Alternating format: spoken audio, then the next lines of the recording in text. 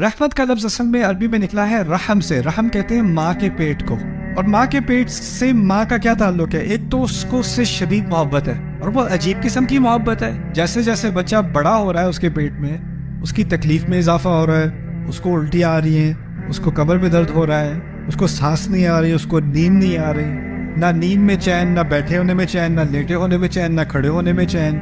اور اس کی تکلیف کی ایک ہی وجہ ہے ماں کی, کیا ہے؟ بچہ.